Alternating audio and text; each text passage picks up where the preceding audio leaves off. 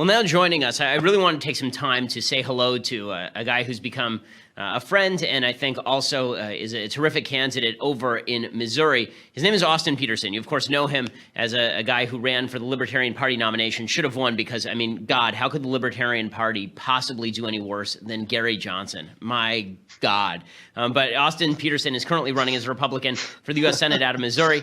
He's a homegrown Missourian, pro-life, pro-liberty, pro-constitution. His top priorities include promoting job growth, leveling the healthcare playing field, pushing a flat tax of 15% across the board, decreasing spending, enacting criminal justice reform, and keeping America first in foreign policy. Austin, thanks for joining the show. I'm eager to talk to you. Yeah, thanks a lot, Ben. I'm glad we could finally have a sit down. Yeah, exactly. So let's start at the beginning. You are a self-described libertarian, but now you're running inside the Republican Party. Why not continue trying to take over the most useless party in America, the Libertarian Party? Great question. So I actually did it the old-fashioned way. I spent 2 months on the phones talking to my supporters. I called 4,000 people, and 100% said run, 98% or more, including registered Republican, Libertarians, and even some Democrats said run as a Republican because they think that it's going to take some time to clean up the mess from last year. And frankly, they want to win. The liberty movement needs a win in this country. And what better opportunity than to replace a progressive Democrat with a very libertarian Republican? So what do you think are the differences between kind of conservatives and libertarians as you see them? Because there is this split inside the Republican Party between so-called conservatives and so-called libertarians, and it's sort of hard to pin down where those splits exist because there's so many different types of people inside the Republican Party. You have Lindsey Graham folks, you have Ted Cruz folks, you have people who are libertarian on social policy but are more heavily into spending. You have people who are it's all over the place. So where do you see the major splits occurring? And more importantly, where do you see the synthesis between conservatives and libertarians that can paint some sort of roadmap for the future? Well, I think true conservatives tend to agree with libertarians that whatever your opinions are on social issues, you don't think that the government should be imposing those values on other people. That's why last year the big question was whether or not you should force a Christian to bake a wedding cake for a gay wedding, right? So Christians, conservative libertarians and libertarian libertarians, whether they, may agree with gay marriage or disagree with it, both agree that the government shouldn't legislate it. They shouldn't force people to it. And that's why we both agreed the government shouldn't be in the marriage business, right? So I think if you're a traditional conservative, you're going to agree with more libertarians on this. But now we have so many different factions of people calling themselves conservatives, like the populists, the new wave of populists that you've been talking about, the alt-right. These are people who are calling themselves conservatives. We have all of these groups at war with one another, trying to define what a conservative is, which is actually why there's a good opportunity, I think, in the Republican Party, despite all of the chaos, for people who are true principled conservatives and libertarians to come in and to rebuild the Republican Party into what it should have been, which was a limited government party. Because I think there's no hope for the Democrats, right? The Democrats are in lockstep. They want bigger government. You shouldn't waste your time with the Democratic Party. But in the Republican Party, there is an opportunity.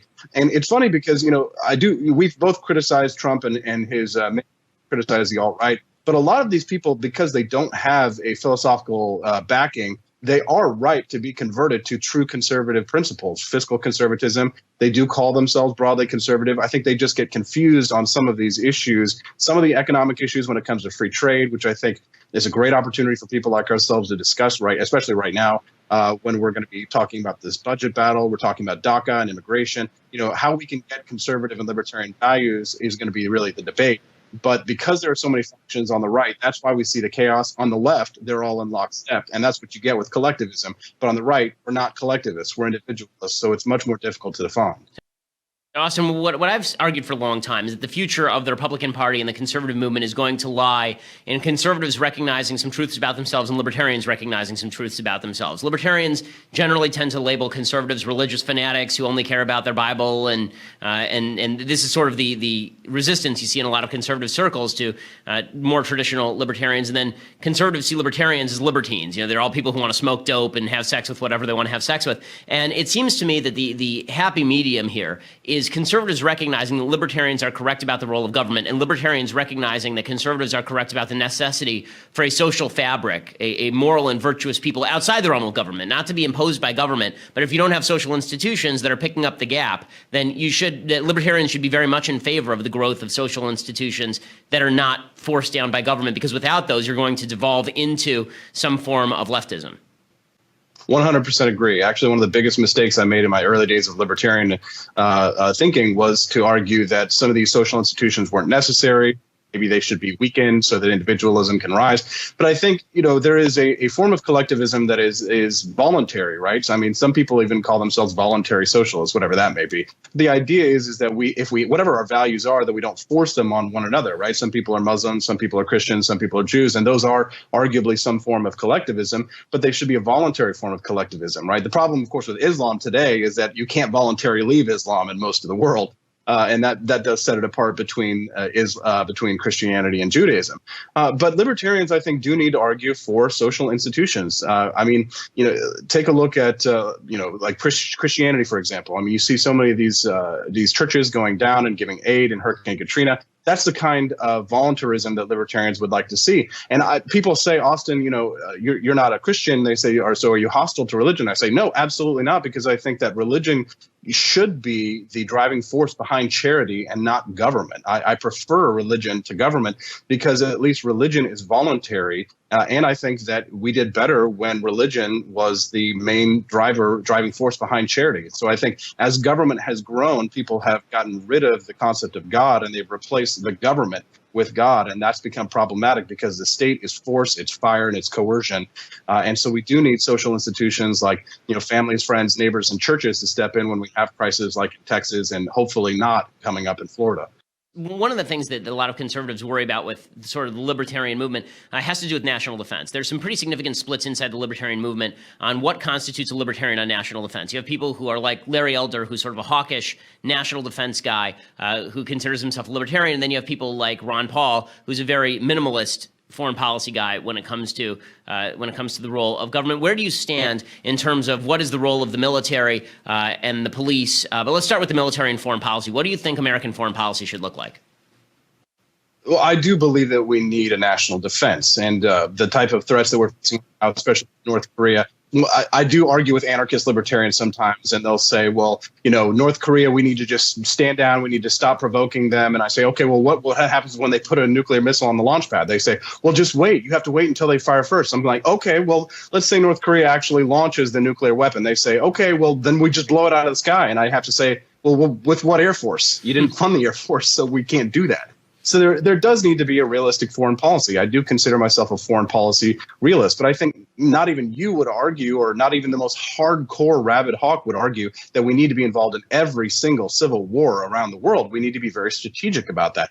And when we're focused on threats in Afghanistan and in the Middle East and in Iraq, we're not focusing on the bigger threats in places like North Korea. So I don't want to see it spread too thin. Yes, I do tend to fall more towards the Ron Paul side of things, but I do believe in our Constitution. I do believe in the military, and I do think that we need to have a national defense. But again, what you don't want to do is to be a bull in a china shop and try and be involved in every single conflict, because I don't know that it necessarily defends our national interests. And we could go through these piecemeal and go through them one at a time. But would you say every single conflict we've been involved in the last 50, 75 years has been in our national interest? I don't think you would.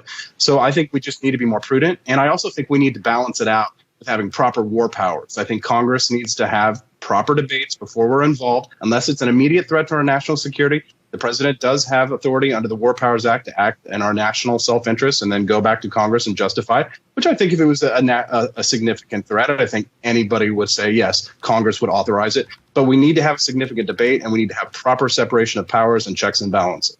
Okay, Austin, so obviously in this particular election, you're going to be running against Claire McCaskill, who is the incumbent. Who are some of the other it's unclear to me who's running on the Republican side so far. It seems like it's pretty wide open on the Republican side for the nomination. Have you seen any polling? Do you know where you stand in that? And what's your plan to defeat McCaskill? Where do you think her great vulnerabilities lie? Honestly, I think that Claire McCaskill can be defeated by any generic Republican, because the polls actually said she loses to generic Republican by more than 10 points. So as long as we don't get what happened 6 years ago with the Todd Akin candidacy, where he said some very stupid things, then we should be fine. Of course, the real challenge is going to be in the Republican primary.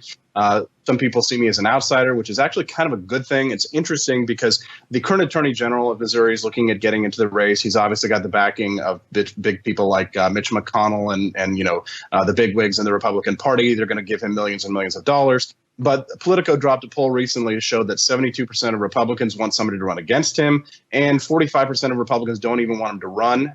This is an open primary state, and it's one where you don't have to have 50% or more to win. You just need a plurality. So in a wide open race, the different kind of Republican, which I embody and I exemplify, could pull out a victory. We just need more support from conservatives like yourselves around the country, and I think that we can lock in a win. Well, I think we should all help out Austin Petersen. So, Austin, where can we help you out in your Senate race? Yeah, big fan of yours, Ben. So thanks so much for taking the time today. You can go to AP for Senate on Twitter. You can go to austinforsenate.com online. If you're feeling a little cheeky, just type in fireclaire.net. Otherwise, austinforsenate.com works. Go over and check out all of those websites and give him a little bit of money and help him in his race. Austin Petersen, former Libertarian Party candidate who I wish had won against Gary Johnson and given us an actual alternative from the Libertarian Party, but is now running for Senate in Missouri against the execrable Claire McCaskill. Austin, thanks for stopping by, and always happy to help out. Thanks a lot, Ben.